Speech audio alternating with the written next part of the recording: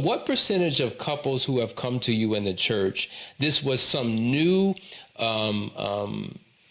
experience that just hit their marriage after all these years versus those who've been dealing with this same thing for years? Honestly, I haven't had new situations.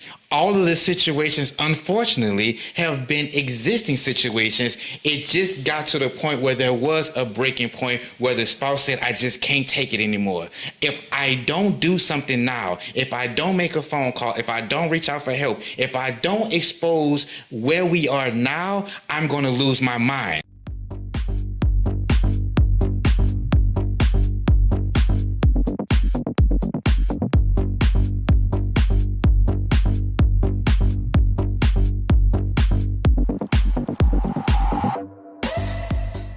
Well, good morning, everyone, and welcome to After Infidelity. My name is Hassani Pettiford. I'm the co-founder of Couples Academy and an infidelity recovery specialist, and I'm excited about today's conversation because we're going to be talking about infidelity within the church. And what a long overdue conversation, because it's a very real thing, and we're not here to expose the church, but we are here to really address those who have gone through some level of crisis. They're looking for help and they do not know where to turn. So I'm expecting us to have a really interesting conversation. There would be no better person to have as a part of this conversation than my dear friend Roland Bradley.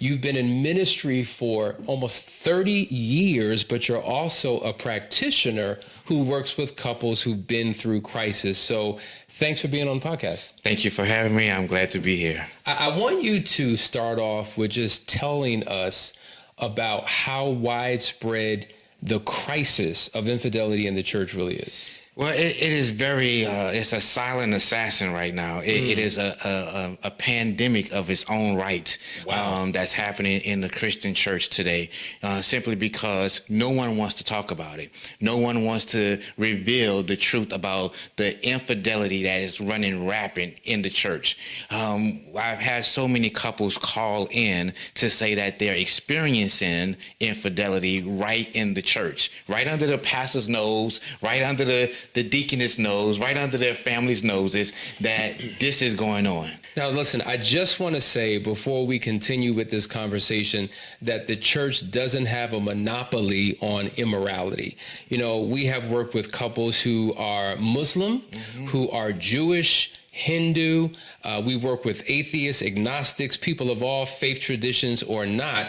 And it's widespread everywhere. But the reason why we're talking about this today is because so many people are starving and longing for help and cannot find them. And so we want to be a beacon of light to those who are in a very dark place, to let them know that even though you're in the church, you don't have to hide. You don't have to protect an image and suffer in silence. There is help for you.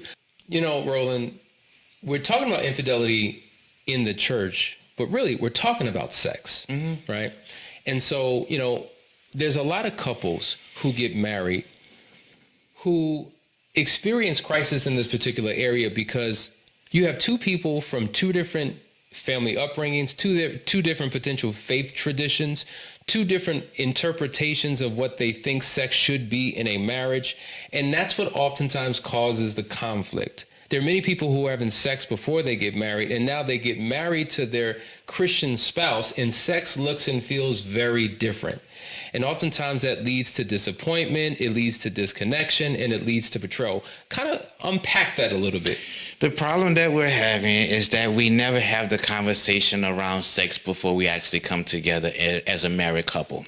We either come together for the first time or we come together having had some experiences. And our experiences have exposed us to our preferences. And so when we come together in a sacred place that's supposed to be safe for us, we come in with baggage, if you would. And because you don't perform the way she performed, or you don't make me feel how he makes me feel, now I'm disappointed and I'm let down. And the conversation was never had before we got together. And so here we are, we're functioning, but we're not living for one another. We cannot come together and be on the same page for one another because you don't make me feel, you don't look how they look. And because we didn't have that conversation prior to, we walk in with unresolved or unsaid expectations. So, Bible talks about how we should wait till we get married to have sex. And now you really are peeling back a layer as to why that is. Because if I have a sexual history, a certain sexual experience, I'm coming into the marriage with an expectation that it's going to be just as good, just as great, just as explorative. But now we're in this Christian marriage and it's different. Now, this is the challenge. While you have all the freedoms to express whatever you want in the world, the message in the church typically regarding sex is you got to wait till you get married to have sex. And if you've been single, sex is sin, sex is wrong, sex is bad. And now you get married and have the freedom to do whatever you want to do, but you have this deeply embedded belief system that it's bad. So when I'm in the world doing bad things, it's okay to be bad. But once I get married and have to be good, I can't bring those experiences into my marriage bed. So now we have this plain Jane type of sexual experience. And now I'm disappointed because it's not what I once had. We don't talk about it. We don't share our feelings. We don't give ourselves a chance to lay the landscape of how we want our marriage to look and how we want our marriage to be and how we want our bedroom to feel and look. We take what we have been given, whether it was incorrect doctrine, whether it was our preferences before we came in, but we never take out the time to say, what is it that we desire for ourselves? We should be able to create our own fantasies. We should be able to create our own dynamics of what it is that we desire from each other, because that was the very thing that drew us to each other in the first place. But what happens is, if I'm stuck in my head with incorrect doctrine and I come in, I allow it to overtake the bedroom. We never discuss it. Hence, we just go along and get along. Wow. I remember Creflo Dollar saying that the one thing that's more powerful than the Word of God is the misinterpretation of the Word of God. And interestingly enough, what's typically being preached from the pulpit regarding sex? One, like you said, you're not supposed to do it until you get married. If you do it before you get married, you're going to burn, right? We hear all the negative aspects of sex, but never promote that when you come together in God's covenant, that he created sex. He created it for you to enjoy and to have for one another. That's why he says, submit to your own husband, submit to your own wife, because their bodies are now yours. But because we always speak negatively about it from the pulpit, we teach it from the pews, we don't have the full understanding of the benefits that we have from God in our marriages. So we're talking about incorrect sexual doctrine that impacts the sexual experience that you have in your marriage. And as a result, it can lead to frustration, disappointment, disalignment, and ultimate betrayal. But let's just be clear. Sex is not the only reason why people cheat. There's an incalculable number of reasons. And I want to begin to explore that. One thing that we know that is true is that somehow once you get married, the nature of your relationship shifts and changes. And now it's about bills and babies and work and ministry and extracurricular and your friends. And the relationship is now the last thing on your list of priorities. And so couples lose themselves in this marriage and no longer have the relationship that they once had prior to I do.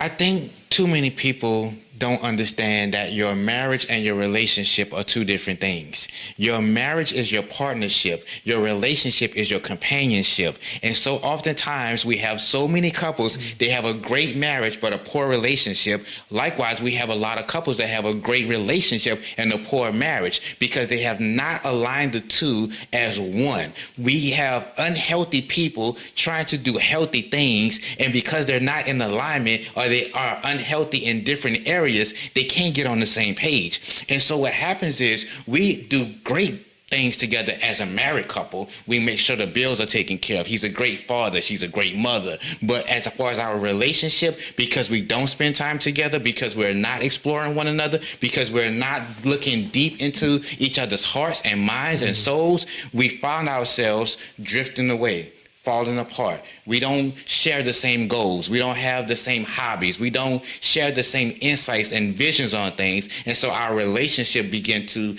dwindle and fall apart. Wow, that's very real. And as a result, couples in the church are struggling. So I want to speak to those who are in the church who've experienced a betrayal in their marriage. And I think it's hit the pulpit and it's also hit the pews. Now, you've worked with a lot of spiritual leaders, pastors, people who are in ministry, and crisis hit their homes, and they're devastated because it wasn't supposed to happen to us. We were the couple that others were looking up to. We were the example. We led marriage ministry for years, and now it's hit our doorstep. I want you to speak to how prevalent that is. So one of the things that we have to understand, that those of us that are in the pulpit are not exempt from the wiles of the devil. We preach the word, we teach the word, but the devil is still lurking, seeing whom he may devour. And we still have to be responsible to do our own work to make sure that we get what we need for ourselves and our families. When we are tired, when we are hungry, when we are unfulfilled, that's when the devil finds that loophole to creep in. And it doesn't matter who it is. Unfortunately, it could be the secretary, it could be the choir member, it could be the usher, it could be the deaconess, it could be the member. We always find ourselves. The problem that I have, unfortunately, is that though we know these things, we kind of put ourselves in these situations also. We find justifications to find ourselves doing inappropriate things. Why? Because if I have a bad relationship with my spouse and I see an avenue that I can get something from someone else that I'm looking for, I'm going to take that route. We stuck on image so much that we forget the consequence of holding that image. So you mentioned so many different positions, whether they're in the pulpit preaching, whether they're serving in a particular ministry, maybe they're on the usher board, they're watching the door, maybe they're in the choir. And what we're finding is that when you're serving together for hours, when you're serving together on a ministry for years, you're building relationship. There's a level of intimacy that you engage in because you're with them regularly, on teams together, working together, fighting together. And in that, there's a bonding experience, there's a connection that's had, and then what you thought were appropriate platonic interactions soon became very inappropriate. And all of a sudden we see connections leading to chemistry, which leads to sexual exploration. Kind of talk through that experience and how we safeguard ourselves from these type of pitfalls. Well, the first thing, we have lost the fear of God. There's no fear of conviction, no fear of God, no fear of consequences, no fear. I'll deal with the consequences, or as the old folks would say, I'll cross that bridge when I get to it. We are risk takers. We take chances. And as long as we don't get caught, everything is going to be all right. But we fail to realize that God sees all. He's omnipresent, right? He's everywhere. And what seems to happen is that we think that we're getting away with something because nobody sees us, but someone always sees. How many times have you been out somewhere and you saw someone that you know, but you wasn't in a position to speak to them? You wasn't in a position to let them know that you see them, but you saw them. And we think that we're moving about and we're covering ourselves and nobody sees us, but someone always sees. Let's go back to we've lost the fear of God. It's interesting because the closer you get to God, and when you're in a position of leadership and authority and influence, you would think that the relationship would be so deep and connecting that there would be this fear. But what we have found, for some, not all, is that you can get so caught up in the work of the Lord that you forgot about the Lord of the work. And you're pouring out for other people to benefit from, but you're not pouring back into yourself. And so it's hard to pour out of an empty vessel. And the level of spiritual intimacy is not where it once was. I remember watching a program, a particular program, and this young lady happened to be dealing with a pastor. And so she used this example. She took him to his church and she stood him right in front of his pulpit. And as long as he was standing in front of the pulpit, he was that much closer to God. But every time she thought about a sin that he gave her, she told him to take one step back. And every time he thought about something else he did, she told him to take one step back. And the more he did, he found himself moving further and further away from the pulpit that he was at. That place of worship that he was in, one sin, he found himself that far away. And what happens is we do it one time and we get away with it. We do it another time and we get away with it. We do it another time, and now we're comfortable because we didn't get caught. We do it another time, now I like what I'm doing. We do it another time, but now she knows me. We do it another time, he makes me feel a certain way. And when we look at where we started and where we are, there's so much space in between ourselves and God, and we don't recognize it until the bottom falls out. We don't recognize how far we are from God until devastation has happened. Then all of a sudden, when unfortunately a baby is produced, or now my spouse is speaking of divorce, now all of a sudden I recognize the wrong that I was doing. Now I recognize the state that I was in. And we justify it to say, to your point, I was working in ministry. And because God is so sovereign, because devastation didn't happen prior to, we thought everything was good. Wow, that is so true. And so, oftentimes people are in this state of crisis and they display regret, remorse, guilt, shame. And so I wonder, is it because they got exposed? Because to your point, when you first sin, that's when you're the most convicted. But the more you do it, you become more spiritually numb to your sin. And then to your point, we begin to rationalize and justify, and now we're living this double life. And it is not until we're exposed to man. See, that's the difference. God sees what we're doing all the time. But it's not until we're exposed before man do these shifts begin to take place. And unfortunately, because we thought we were getting away with it all along, we just kept doing it over and over and over again. Okay, so you have a couple, it finally comes out, there's crisis. We don't know what to do. We need help. We've gone to the church. We've gone to counselors and therapists. None of it has worked. We need to find somebody who specializes in this type of trauma. So they come to you because you have years in ministry. You also are an infidelity recovery specialist. Talk about some of the stories, some of the scenarios, some of the couples, and some of the situations that they've come to you with. We don't want to talk about who they are, but what is the typical situation that you find for those who are in ministry? Like, what roles have they been in the church? What level of influence have they had? And how did you bring them through this recovery process? Well, unfortunately, the last couple of relationships that I've had opportunity to work with, it was the pastor that had stepped out on his wife. And unfortunately, it was a member of the church. This was, at this point, not the first member of the church. This happened to be the second or third member of the church. And it just so happened that this time, this particular lady exposed the fact that they were having relations. They've been married. Exposed it to the church? Exposed it to his wife. Wow. Okay.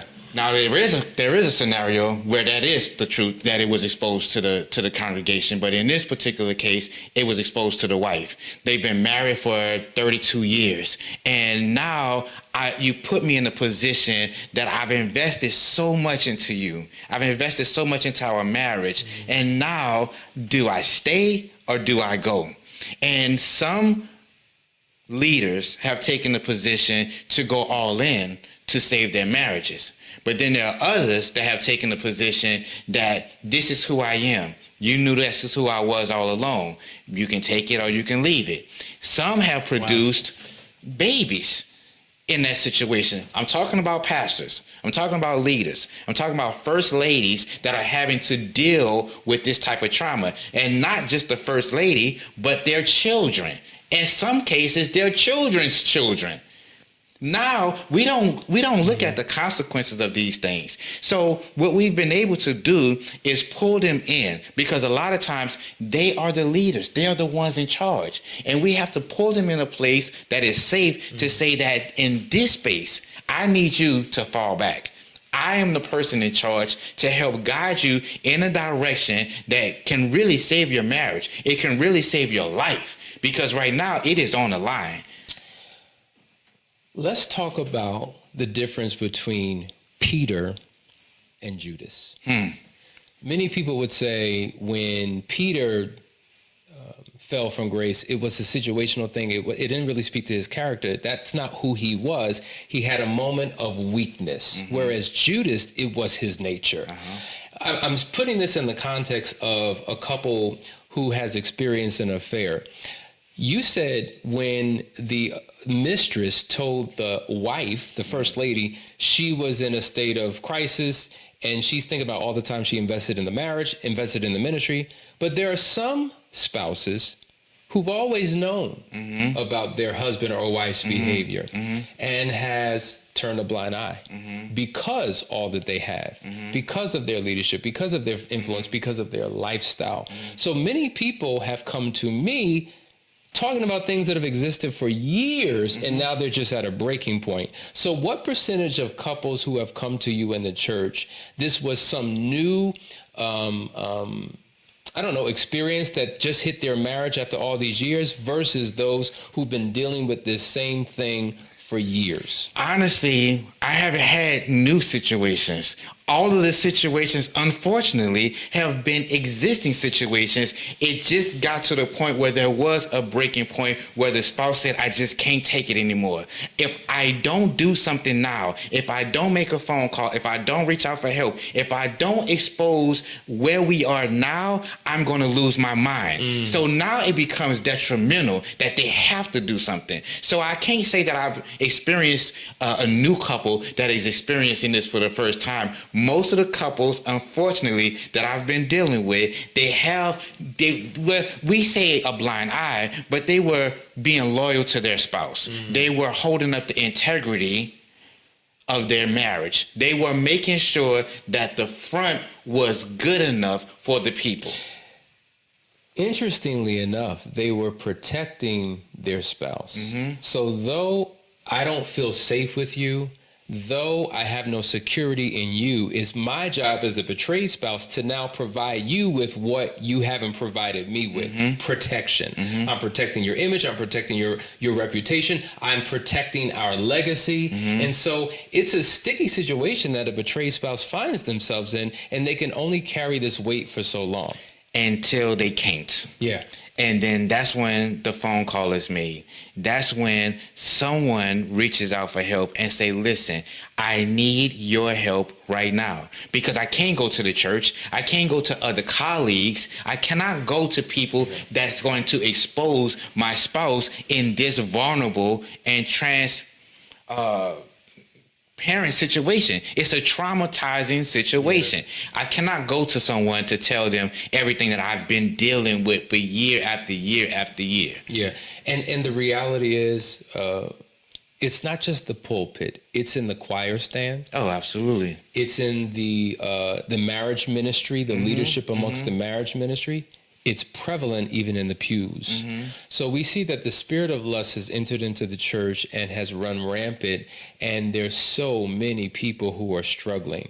So let's talk about the couple who comes to you for help. What does recovery look like? So the first thing we always tell our couples that they have to understand and know, and we make sure that they're well assured that they are in a safe place. So oftentimes, I don't have a safe place with my community, with my friends, in my family, because if I expose this, I'm going to become the person that everybody's going to, I told you so, I knew it all along. Now I'm going to not be respected in the way that I'm respected right now. So when couples come, we let them know, number one, that they're in a safe place. Let's pause on that. How important is that? Matter of fact, is that something that you start the conversation with? Is that something that Because I've noticed that a lot of people in ministry are very, very, very hesitant to seek help because of they don't know if it'll get out and if it'll destroy their community. So is that a major concern of theirs? And when you articulate that, how do they respond to it? My first disclaimer before I say anything, before I proceed in any way, every couple that I have come in contact with, the very first thing that I make full assured is that this space is a safe space. I have to make that well known because I want them to be as vulnerable and as transparent as they can possibly be. Yeah. If they're not open and honest, we're just wasting time.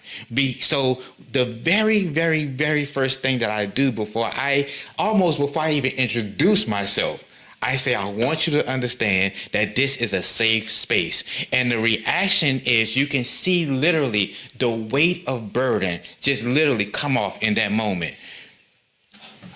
Okay. We're going to get to the recovery process, but I have to ask this. You have someone who may be older than you. Mm-hmm. You have someone who's in a leadership position where they influence hundreds or thousands. There's pride and ego that comes along with that. Talk about the resistance that you may oftentimes get from those in spiritual leadership to submit themselves to your authority, if you will. How are they open?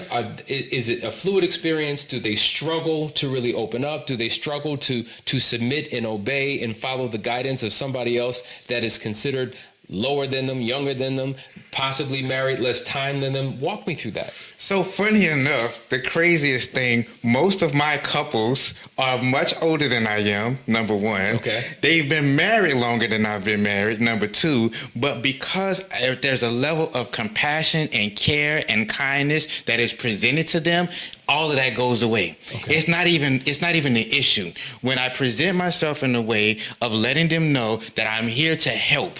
When I go to, if I get sick and there's a doctor that's younger than I am, yeah. I don't say, oh, don't work on me because you're too young. Don't fix this broken knee that I have because you're too young, right? Don't do this surgery on me to save my life because you're too young. No, I am in a crisis situation. And you said that you can help me, and you're presenting yourself in a confident way that you can help me. Please, by all means, help me. And so that's what I find. I present myself, my wife and I present ourselves in a way that they are feeling safe. They know that they are coming to a place of compassion. There's no judgment. There's no ridicule. There's no, you should have known better. You should be teaching me. Listen, when you are in a need, you don't start to suggest, I need someone who's more experienced. You need someone who has been where you are and has come out of that situation. Yeah. And it doesn't matter how old they are. I want to know, how do I get off this island of pain to a place of pleasure and peace and prosperity and productivity? Show me, if it worked for you, what did you do to get from where I am to where you are right now? So listen, I find a lot of couples who make their selection process on their practitioner based upon a number of different things. Is there a cultural alignment, an ethnicity alignment, a belief system alignment? You're a Christian. You've been in ministry for years. Is there a sigh of relief when a Christian couple comes to you knowing that you have a Christian ministerial background? Does your background and your experience in ministry help them also to feel safe working with you? I want to say yes and no, because what happens is when couples come, they're coming from the church. The last thing they want to hear me say is that I'm a Christian, I'm a minister. Why? Because now, please don't preach the Bible to me. Please don't come and tell me what the other preacher has already told me. So my position, I make it known that yes, I'm a believer. Outside of that, I care, I'm loving, I'm kind, and I'm here to help. And that is what draws people to us. Wow. Okay, that makes a lot of sense. Okay, so let's get back to the recovery process. You've laid the foundation for them. You let them know it's a safe space. You get that messaging out from the very beginning. They now feel comfortable. What's next? Like, what does a recovery process look like? Because I'm on the verge of calling it quits, throwing in the towel. You know what? I can't bear the weight of the ministry anymore. I'm about to break. They're about to know. Save us before we die. So the first step we take is we look at the situation that they're currently in. What is the marital state that you're in right now? Some people are on the verge of divorce. Some people are, I'm willing to give it one last chance. I'm willing to stick it in for just a little while longer. So let's revamp, let's restructure what the marriage looks like. I often use the example of a person that pulls up to a house. The landscape is beautiful. The house on the outside looks great. They walk in and it's immaculate. Everything is where they want it to be. And we say, this is the house. This is the one that we want, until an inspector comes in, and as soon as he walks in, he can recognize that everything has to be torn down. What do you mean? This is the house of our dream. Wow. I'm like, why do we have to tear it down? Because the inspector has an eye that they can't see. I see some mold over here. I see the foundation cracking over here. And if we don't do something right now, you're going to walk into this situation, or you're going to prolong this situation, and it's going to get worse than it is right now. So I use the example that we have to go in, we have to tear down this whole house, and we have to start from scratch and rebuild the foundation that we want to stand on. And when we do that, and when they hear that, they recognize, you know what? We've been living in this house for over 32 years, and it's been the same way. We haven't painted. We haven't done any structural advancements to where we are right now. And so now we find ourselves breaking down. So I go in, establishing the fact that we have to restructure the marriage. Number one. Number two, we have to look at, how did we even get here?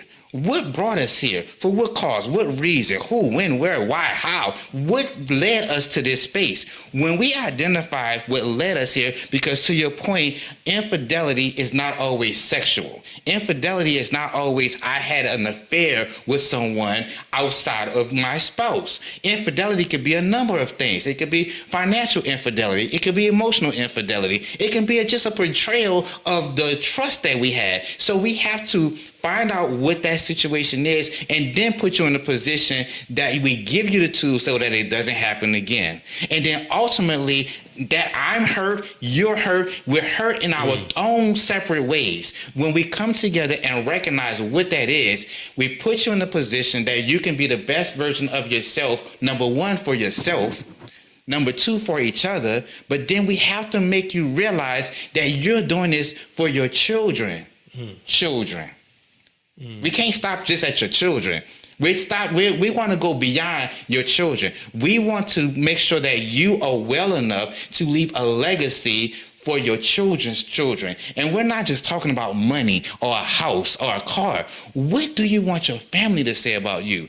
How are you able to hold the family together? What legacy are you going to leave and speak to your family? Wow. I'm still stuck on tearing everything down, then to build it back up, because some people want to hold on to what they've had, and they just want some patchwork. Let's just get somebody in here just to fix, deal with the mold situation, and patch up that window and put some sealant in that door, and we'll be fine. The idea of letting go of everything that you've established over a 32, 35, 45 year journey together, and starting from scratch, I can imagine just what's going on in the minds of the couples that you work with. They're confused. They're like, what in the world is this young man talking about? But when we lay out the foundation and the blueprint of what we want our marriage to look like, it gives us the opportunity to build it the way we desire for it to be today. See, when we got married 20 years ago, we had one aspect in mind of what it is that we wanted. 10 years came along, and then we found ourselves in a different state. We had kids and we had careers. But then 10 years later, we now find ourselves, everything has changed. The world has changed. Everything about marriages have changed. And so we have to be willing to change as well. And so when we take the route of creating a new blueprint for the marriage that we desire to have, now we can make the entryway the way we want it to be. Now we can make this bedroom the way we want it to be. Now we can make the living room 3 feet longer and 3 feet wider, so that way we can entertain the way that we want to, because our circle is either going to get much smaller or we're going to be in a community where it gets much bigger. And how do you want to present yourself in your house? But I've been married to Clarence for 45 years. Gertrude has been in my life for the last 35 years. They're not going to change. They're going to be who they always have been. Tell me about the struggle, if there is one, helping to shift people's mindsets, because really every battle is won or lost in the mind. And I find that people who say that they're coachable and teachable and willing to learn and willing to change oftentimes aren't. We point our fingers at our spouse, making our spouse responsible for everything that's wrong. But a lot of the conflict is an internal conflict that we have within ourselves. So how easy or hard or challenging is it to really get people to change? So the number one thing you just said, you said that Clarence has been this way and Gertrude ain't gonna change. Clarence keeps speaking for Gertrude. Gertrude never get a chance to speak for herself. Okay. And so what happens is the couples come and he ain't gonna do nothing. She ain't gonna do nothing. That's just the way she is. Why are you speaking for your spouse? When we find ourselves put in a position that you have an opportunity to speak for yourself, the light bulb goes off. I got to stop you right there.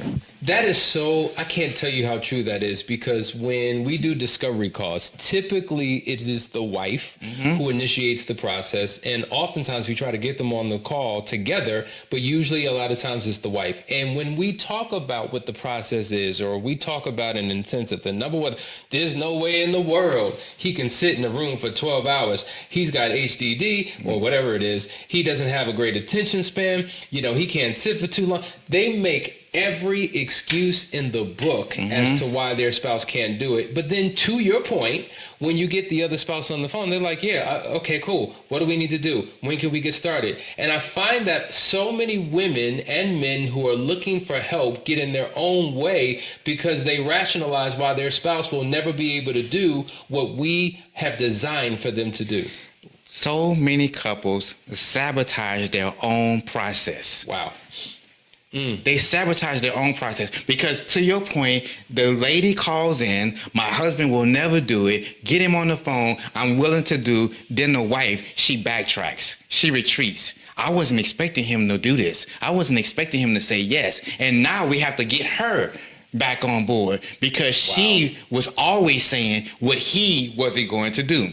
And so when we get them on the same page, and to your point, having a mindset change, you have to be willing to be open. You have to be willing to see and know that there's something different. There's something new. There's something that you can actually have. So we get stuck in our own ways and we don't want to grow. We don't want to change. We want to stay where we are. What do you think is the hardest thing for a couple to overcome in the recovery process? Now, there are many steps to the recovery process that you take couples through. What is the one where they have the most internal and relational struggle? What I'm finding is that they walk in, they want the help, but they don't want to be 100% transparent and honest. I'm going to give enough to get through the process. And so then stuff still comes up later on. And what happens is, because they are not just giving it all out at one time and give themselves an opportunity to work through that while they have the help, they find themselves struggling even after the process and sometimes along through the process because they're not being honest. They're not being open. You know, that's so funny. I remember, I tell this story all the time. 2 couples that I'm counseling, when I identify the type of resistance you're talking about. There was this couple I did a private marriage intensive with a couple years ago. And we're in sessions and we're going through, full disclosure, and we're going through, other things in that process.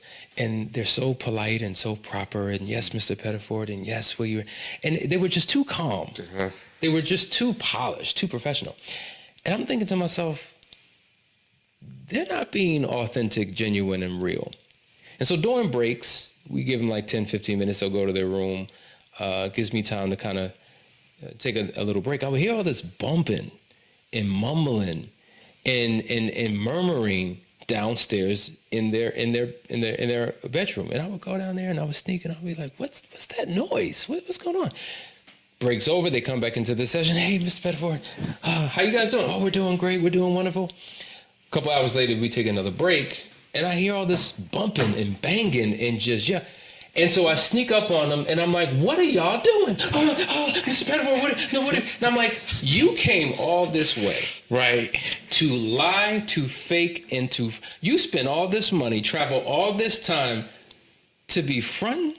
I said, why in the world would you put on airs with me? You need to bring me into your ugly, into your crazy, into your mess, so I can guide you out of it. And I find that so many people come with all their makeup on, best dressed, polished, looking good, as if they don't come to us because there's a crisis. Right. Why do you think people do that?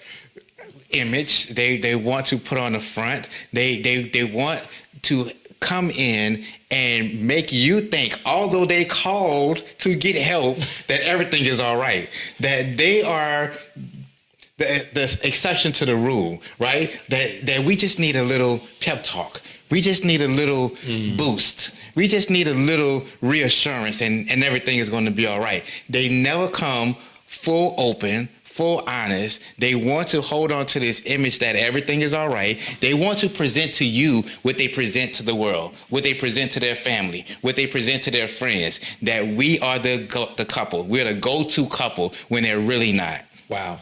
Well, I want you to look in that camera right there. Mm-hmm. And I want you to give that couple who's on the fence, the couple who's ready to throw in the towel, the couple who said things will never change, let me get out now before it's too late.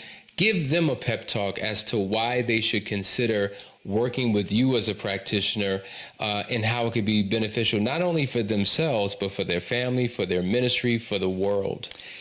So to the person that is struggling, husband or wife, husband and wife, I would encourage you to reach out simply because we are here to help. If it's one place that you had to come and find safety, this is the place. We welcome you with loving arms. We welcome you with no judgment. We welcome you with no ridicule. We welcome you to get in the fight with you. So oftentimes you're in the ring and you think that you're fighting each other, you're fighting against the world, you're fighting against everything, all odds. But when you come here, we get in the ring with you. Sometimes we let you take a break, take a rest, because the things that you're fighting over, the things that you're fighting for, is not even worth it. And so too many times we are allowing outside influences, outside forces to cause us to continue to fight. We actually come to a space that is serene. We actually come to a place that you can finally get poured into. If you've been pouring out to so many people, who has been pouring into you? If you've been giving advice to so many people, who has been giving advice to you? If you have been teaching people the way to go, who has been teaching you? We give you the opportunity to come in to be yourself. We come in to make sure that you're comfortable. We come in to make sure you have just what you need for once you can take a woosah moment and also get what you need. Too many people are suffering in silence. You don't have to anymore. You have found a place that you can come to that is here to serve you, that is here to save you, and ultimately here to celebrate with you. Because once you come here, I promise you will not leave the same. Wow, powerful message. Couple more questions. One of the questions that I often get, I'm not sure if you get, which also helps them determine whether they're going to move forward, is, so what's your success rate? Tell me about what you've been able to do for other couples. How do you respond to that question? I respond to that question by, one, letting them know that the couples that we have worked with are available to speak to them. We have testimonials on top of testimonials. I don't like to speak for other couples. I allow the couples to speak for themselves. And couples that we've worked with, they will tell you that they saved my life. They will tell you that coming here was the best investment that they could have ever made. They will tell you that being in this space for the 3 days, for the amount of time that we spent together, has been one of the greatest times that they've had. And I've worked with so many couples that I can call at any given time, and they will welcome my phone call. Likewise, they know that I'm available any given time. And to have that reassurance is one of the best things that they can ever have. Now, I've been to counseling before, and we went to 3 sessions and stopped. Or couple number 2, I've been in counseling for the last 3-4 months on a weekly basis for an hour, and it was somewhat helpful. But you said something about 3 days.